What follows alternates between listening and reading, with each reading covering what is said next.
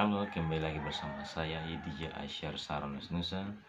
Kali ini saya akan membahas terkait dengan kasus-kasus hukum yang ada di Indonesia. Oke, Indonesia adalah negara hukum. Jadi istilah ini telah melekat pada bangsa Indonesia yang dimana telah disebutkan di dalam Undang-Undang Dasar Negara Republik Indonesia. Oke, jadi di sini saya akan memperlihatkan beberapa potret hukum Indonesia yang bila kita lihat dengan hati nurani kita sendiri memang tidaklah adil. Oke, apa saja kasus-kasus hukum yang ada di Indonesia? Kasus yang pertama terkait dengan kasus nenek memetik buah kakao. Jadi hukuman 1 bulan 15 hari diberikan kepada nenek Aminah yang berusia 55 tahun. Nenek Mina ini tak pernah menyangka bahwa perbuatan isengnya ini akan membawa dia ke ruang pengadilan. Kejadian ini berlangsung saat nenek Aminah memanen kacang keledainya di kebunnya sendiri dan bersebelahan dengan perkebunan milik PT RSA. Jadi selama persidangan, nenek Aminah terlihat tegar dan sejumlah kerabat, tetangga serta aktivitas LSM itu juga ikut menghadiri sidang itu untuk memberikan dukungan yang moral. Oke, jadi dalam suasana persidangan itu, nenek Aminah berlangsung dengan penuh keharuan. Jadi selain menghadirkan seorang nenek yang sudah tua yang miskin, ya, majelis hakim juga terlihat agak ragu menjatuhkan hukuman kepada seorang nenek ini. Ya, bahkan ketua majelis hukum Musli Bambang Lukmono terlihat menangis saat membacakan vonis kepada nenek Aminah ini. Tetapi pihak PT RSA ini terus memperkarakannya dan memberi efek jera dan tidak boleh ditiru oleh masyarakat. Jadi setelah putusan itu diberikan kepada nenek Aminah dengan divonis 1 bulan penjara 15 hari, maka perusahaan PT RSA pun merasa puas, ya. Setelah vonis bebas, Jika kita bandingkan dengan kasus-kasus seorang pejabat negara yang korupsi uang negara, ini memanglah tidak adil menurut saya. Ini memanglah tidak adil karena kenapa kita bahas Indonesia, ya, apalagi seorang biasa yang ketahuan melakukan tindakan-tindakan yang kecil itu dilaporkan dan dijebolkan ke dalam penjara. Tetapi kita lihat video yang satu ini, seorang pejabat negara yang mengerupsi uang besaran-besaran uang negara, itu pada sidang pertamanya itu dia dibebaskan. Apakah ini suatu keadilan yang patut kita contohi? Menurut saya inilah tidak adil. Karena kenapa? Kita sebagai orang yang ekonominya rendah itu bisa saja jika kita melakukan hal kecil apapun dan diketahui oleh orang lain, maka kita akan melaporkan. Tapi apalagi kita orang kaya yang istilahnya bilang tumpul ke bawah, tumpul ke atas, ajam ke bawah, itulah istilahnya itu. Jadi dalam penegakan hukum Indonesia menurut saya tidaklah adil.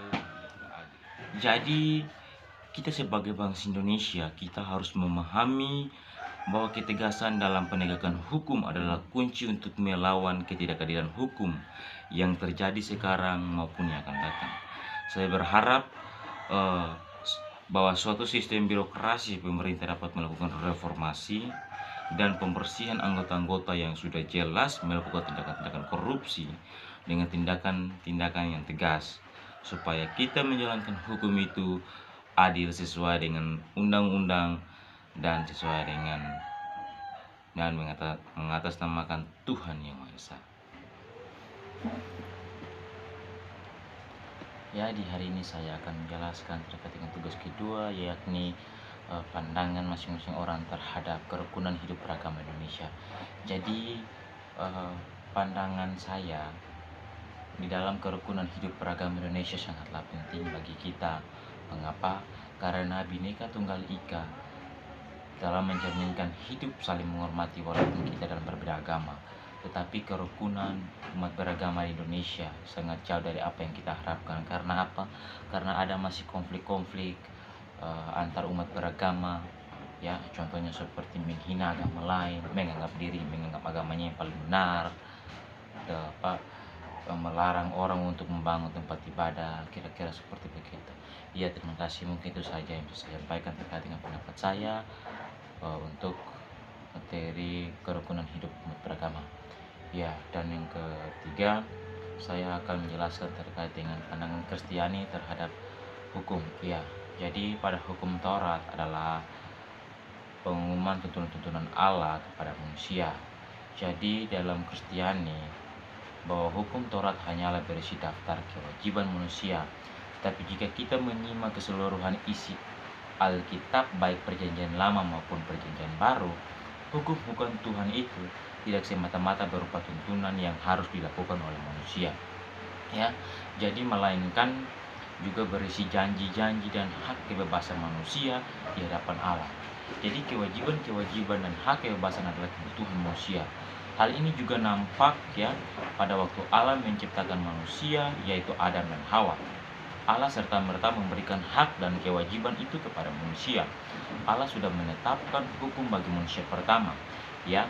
Jadi Allah sudah menggaris kepada manusia apa yang dapat dilakukan dan apa yang dapat dinikmati, ya.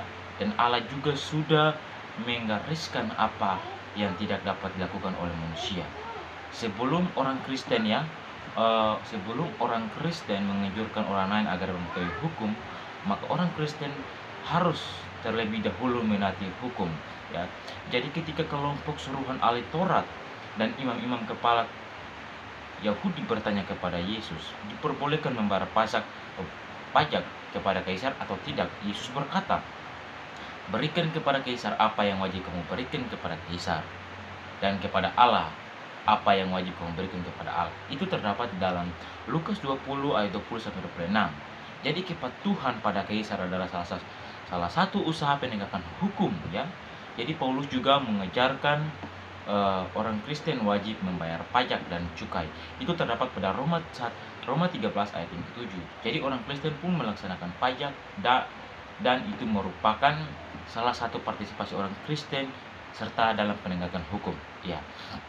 Terkait dengan pandangan secara Kristiani terkait dengan kerukunan hidup umat antar beragama, jadi Alkitab adalah menjadi sumber dasar bagi kehidupan umat Kristiani yang bertoleransi dengan orang-orang beragama lain.